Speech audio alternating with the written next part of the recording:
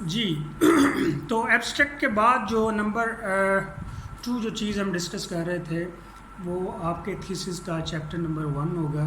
Chapter number 1 جو ہے آپ کے جس کا ٹائٹل انٹروڈکشن ہے وہ آپ کے پورے تھیسس کا انٹروڈکٹری چیپٹر آپ اس کو کہہ لیں. اچھا، اس کے کنٹینٹس کیا ہوں گے؟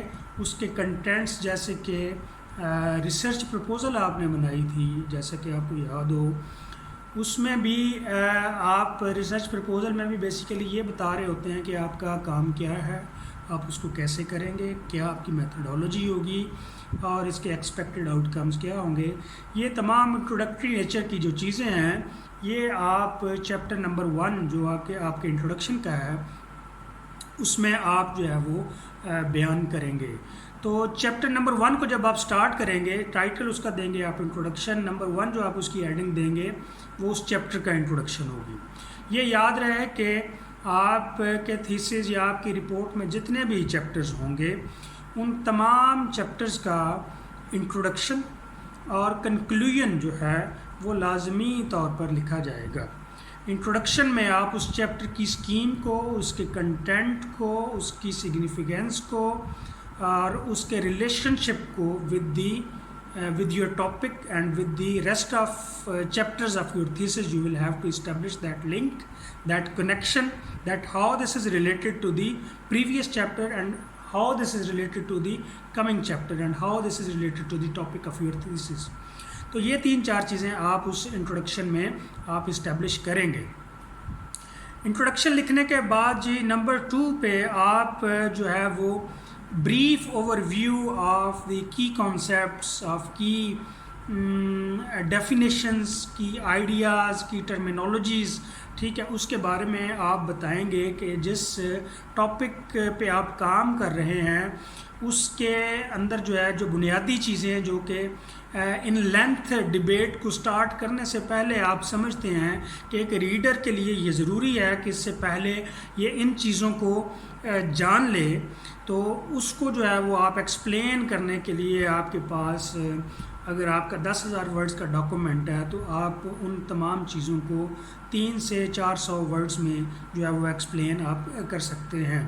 فار ایگزامپل اگر آپ ایک ریڈر کو اپنے ڈاکومنٹ میں، اپنے تھیسس میں، رپورٹ میں آپ کام کر رہے ہیں اپنے اینٹی ڈمپنگ لاء کے حوالے سے، تو آپ بجائے اس کے کہ ڈائریکٹلی آپ کمپلیکیٹڈ ڈیبیٹ کو سٹارٹ کر دیں، سب سے پہلے آپ کو یہ ایکسپلین کرنا پڑے گا ریڈر کو، ایگزامینر کو، ویور کو کہ جی اینٹی ڈمپنگ لاء کیا ہے، ڈمپنگ کیا ہے اور اس کی فردر جو ٹرمینالوجیز ہیں وہ کیا ہیں. اسی طرح اگر آپ ایویڈنس پہ کام کر رہے ہیں، ایویڈنس میں اگر آپ ایگزامینیشن آف وٹنسز پہ کام کر رہے ہیں تو آپ کو بتانا پڑے گا کہ ایگزامینیشن ان چیف کیا ہوتا ہے، کراس ایگزامینیشن کیا ہوتا ہے، لیڈنگ کویسچن کیا ہوتا ہے، evidence as to matters in writing کیا ہوتا ہے، ٹھیک ہے جی، which question can be asked and which can not be asked during cross examination, ان کی لمیٹیشنز کیا ہیں، ساری چیزیں آپ کو بتانی پڑیں گی.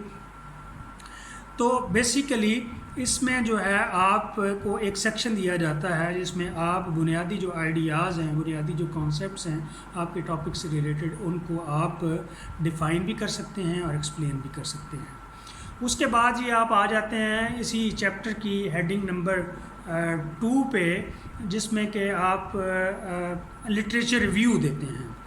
آپ جو کام کر رہے ہیں آپ اس کام کی لیجیٹیمیسی کو، اس کی اتھینٹسٹی کو یا اس کی ریکوائرمنٹ کو اسٹیبلش کرنا بھی آپ کے لیے ضروری ہے کہ یہ کام کرنا کیوں ضروری ہے.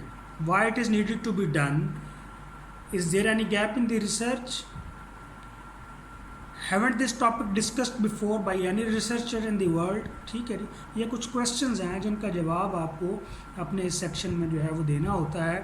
تو اس کا جواب دینے کے لیے آپ کو ایک اوور ویو جو ہے وہ دینا ہوتا ہے ان ساری چیزوں کے بارے میں. فار ایگزامپل اگر آپ بات کرتے ہیں کہ جی پاکستان میں violation of intellectual property laws in Pakistan with specific reference to the violation of trademark laws.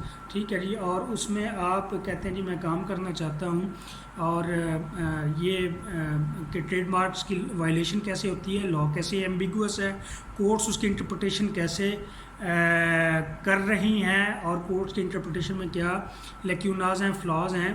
تو اس کے حوالے سے پھر آپ کو ایک آئی برڈ ویو جو ہے لٹریچر کا اسی ٹاپک سے ریلیٹڈ جو ہے وہ دینا ہوتا ہے. فار ایگزامپل جیسے کہ میں نے بات کی, تو اس کام کو سٹارٹ کرنے سے پہلے اس کام کے اوپر, اسی ٹاپک کے اوپر ٹریڈ مارک وائلیشن یا انٹلیکچوئل پراپرٹی لاز کی اپلیکیشن پاکستان میں اس کی وائلیشن کے بارے سے اگر میں نے بات کی ہے, تو مجھے جو ہے اس پہ جو دوسرے ریسرچرز ہیں پاکستان میں یا پاکستان سے باہر, پاکستان کے حوالے سے جو پہلے کام کیا ہے, مجھے وہ ڈسکس کرنا ہوگا اپنے اس سیکشن میں.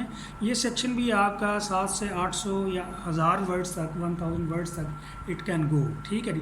اس میں you will have to discuss that literature one by one. اس میں آپ کیا کریں گے, you will find the most relevant literature related to your topic and it depends upon the circumstances. On some topics you may find like hundreds of research papers, and on some topics you may find like 5 or 10 research papers. So if you find 100 research papers on a single topic, you will have to scrutinize them. You will have to look into that which of them are mostly related to your topic. ٹھیک ہے, اس کو scrutinize کر کے پھر آپ ان کی reading کریں گے. You will have to read them.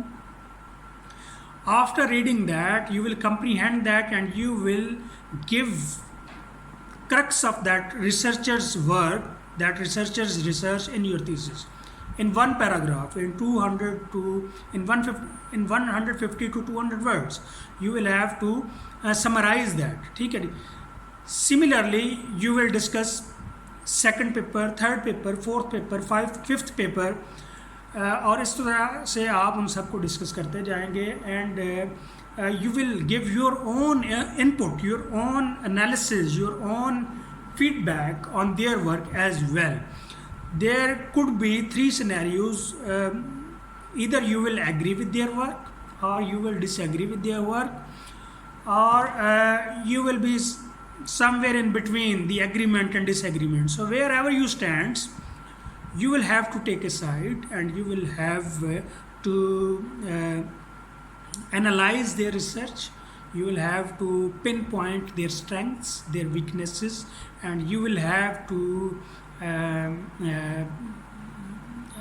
flourish your idea. You will have to support, you will have to justify that with the help of reasonable justifications. تو اس طرح سے 1000 ورڈز کا آپ لٹریچر ریویو جو ہے وہ اس میں ڈسکس کریں گے. I am sorry for that.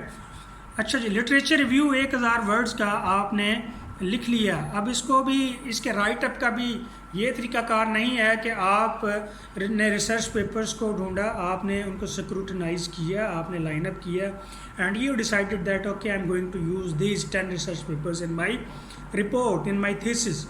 اور ان کی آپ نے ریڈنگ کی اور you just copied those paragraphs and you pasted in your thesis. This is wrong, this is academic wrong, this is academic offense. You can't do that. You will have to read that, understand that, comprehend that, then you can use their idea, their concept in your own words, but by giving a proper reference to, by giving a proper credit to that research in your thesis, by mentioning his name, full reference, his name, the paper title, publisher, year, page number, etc. etc. اگر آپ اس کو جو ہے وہ just copy کر لیتے ہیں, پیش کر لیتے ہیں اور اس کو ریفرنس نہیں دیتے, تو یہ پلیجرزم کے زمرے میں آئے گا. یا اگر آپ اس کو کاپی پیسٹ نہیں کرتے, آپ اس کو اپنے الفاظ میں لکھتے ہیں, but you don't quote the researcher's name, you don't refer to him, you don't acknowledge his contribution, this is plagiarism again. تو جی آپ نے لٹریچر ریویو پہ کام کر لیا. لٹریچر ریویو اب آپ کا ریڈی ہے. The very next heading that will come in this chapter is research gap. In research gap, it may contain like 200 to 300 words. I cannot give an exact word threshold in this regard, but ideally maybe 300 to 400 words. In research gap, you will have to establish that to your readers that, look, I have discussed this literature comprehensively, exhaustively in this previous section of this chapter. I have taken board all the relevant researchers in this field, in this area, including those who are considered Bible on this topic. And just keep remember that in every field, in every area, there are some persons who are considered authority on that subject. So just bear in your mind that when you are discussing literature review, never skip them.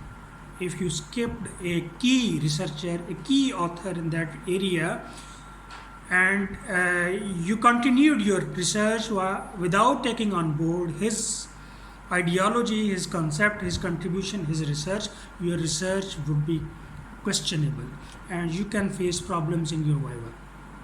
تو یہ ایک بڑی بنیادی چیز ہے کہ جو کی جیسے کہ اگر آپ جورسپروڈنس پہ کام کر رہے ہیں اور آپ سامنٹ کی بات ہی نہ کریں، یا اگر آپ اینٹی ڈمپنگ پہ بات کر رہے ہیں اور آپ وان بیل بیلس کی بات ہی نہ کریں، یا آپ ایڈون ورملسٹ کو ڈسکس ہی نہ کریں جو کہ ایک اتھارٹی سمجھے جاتے ہیں سبجیکٹ پہ، تو آپ کی جو ہے وہ ریسرچ جو ہے وہ کویسچنیبل ہو جائے گی.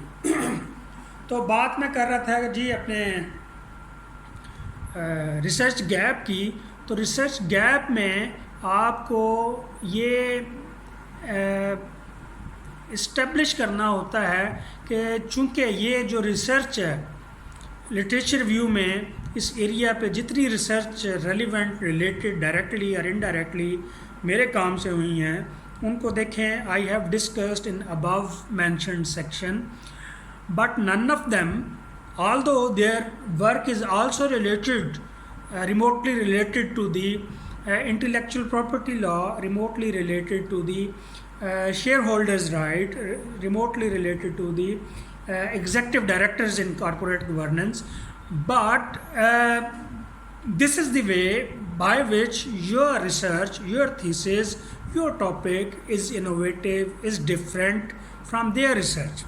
You will have to establish that how your research, although the main area, the major is same, but you will have to establish that how adopting the minimal approach, how your research is different from their research.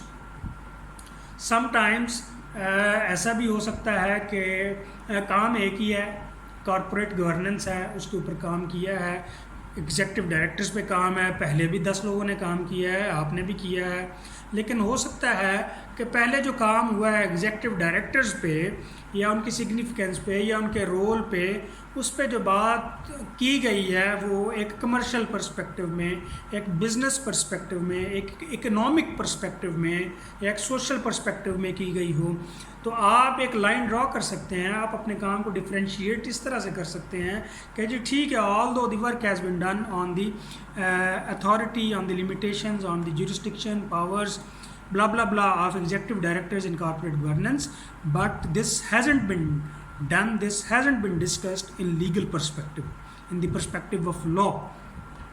ٹھیک ہے.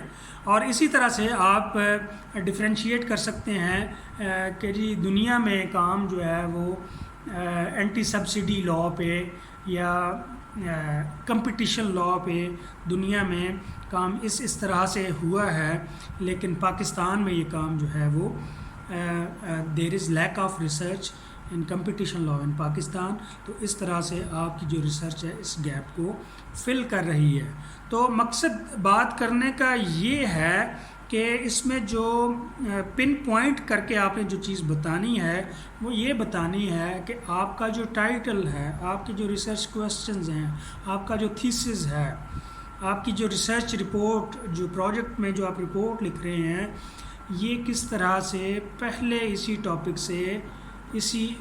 Topic سے related topics پہ جو کام ہوا ہے ان سے کس طرح سے ڈفرینٹ ہے، انوویٹو ہے، اوریجنل ہے، کیا گیپ ہے ایگزسٹنگ لٹریچر میں، what is the gap, you will have to pinpoint that gap exactly. جب آپ نے گیپ پن پوائنٹ کر دیا تو پھر آپ نے اس کے اوپر فورسبلی آپ نے زور دے کے یہ بات پھر کرنی ہے کہ دیکھیں جی چونکہ یہ گیپ ہے لہٰذا آپ کا جو ریسرچ ہے، آپ کا جو تھیسس ہے، اس کی بہت زیادہ امپورٹنس ہے. کیونکہ یہ اس ایگزسٹنگ گیپ کو جو کہ لٹریچر میں موجود ہے اس کو فل کرنے جا رہا ہے. Thank you.